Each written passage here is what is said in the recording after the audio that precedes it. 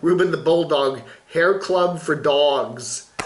This guy down there in Wilmington, North Carolina. If you love bulldogs, and who doesn't, and you love videos about them, the adorable channel, Ruben the Bulldog. Hey, Kevin, Camper Van Kevin posted a new video here titled Some Possible Causes of His, ailment, that what he has. You can watch the video. It's right on his channel there.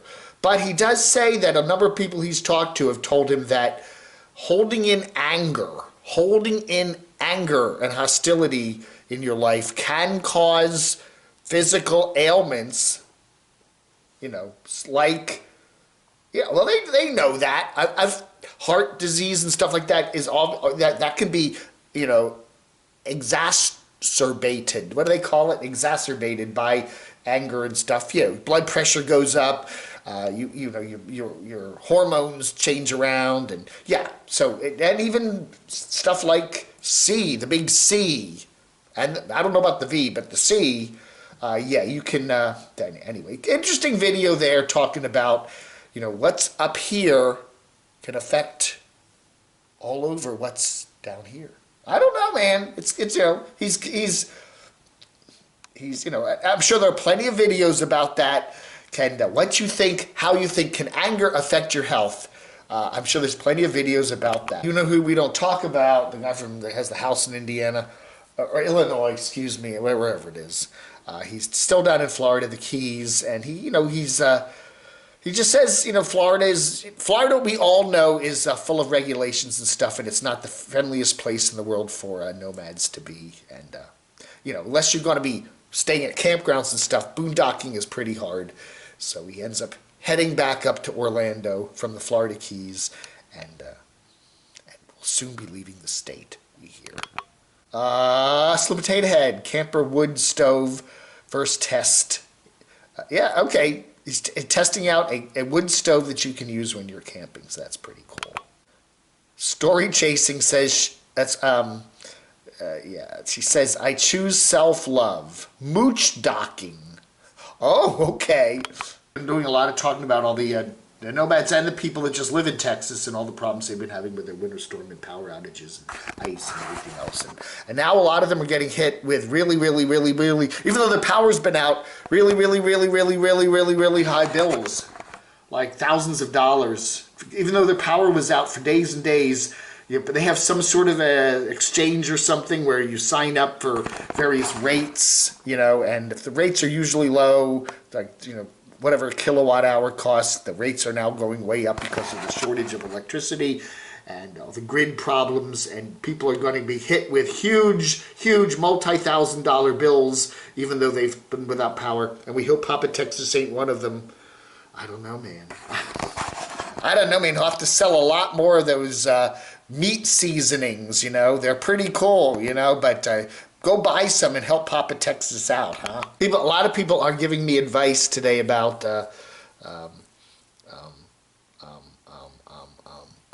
my car, my keys. Hey, let's do some letters. BJ Smith says, Camo Day, put a checklist by the door and use it prior to leaving, or your camp pants. They should have additional pockets for your mentionables. Get a messenger bag, and it'll never be locked out again.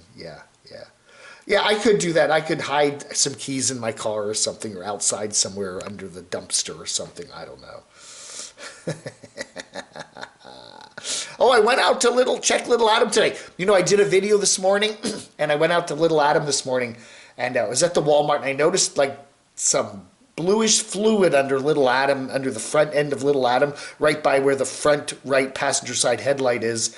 And I didn't think anything of it, thinking, it's probably somebody else who would park there. You see that a lot, drip from someone else's vehicle. Then when I went to the park, I came out and I noticed looked like more of that bluish fluid. I think Little Adam has a leak. Little Adam has a leak in either the reservoir or the tube that connects the window washer fluid. I don't know, man. That's gonna be a costly fix, don't you think?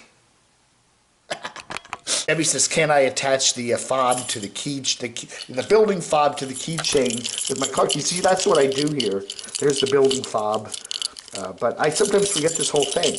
And I have it it's chained to my belt loop there, so I mean it's attached, so I can't lose it. I've done that before too. You know, just drop your keys in the parking lot and you never see them again. We're still getting a lot of comments about people watching Nomadland, that new movie that opened up just a couple days ago with Frances McDormand and all that.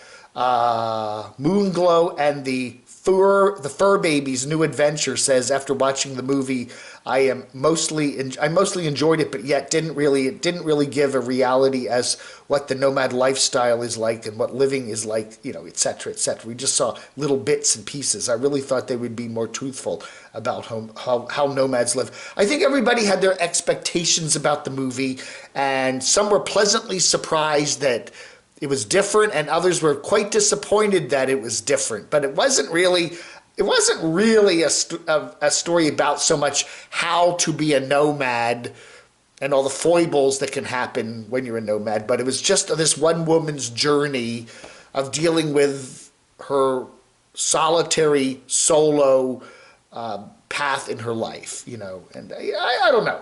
Again, it wasn't the movie a lot of people thought it was going to be.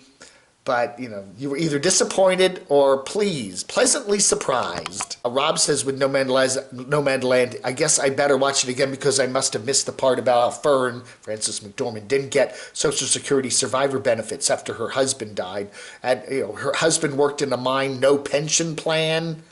I don't know. Apparently the mine went out of business. I don't know. If the company goes out of business, is there going to be a pension?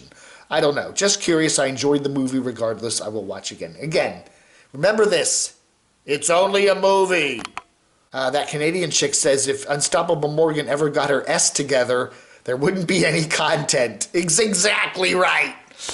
The fact that she's always kind of living on the edge, the fact that she's always breaking down in that Bronco of hers, the fact that her life is always some sort of chaos, it's kind of why you watch her. If she got her S together, yeah, the channel wouldn't be half as interesting, you know, and, you know, she's going to try to buy some land now, so, you know, we'll see what happens with that.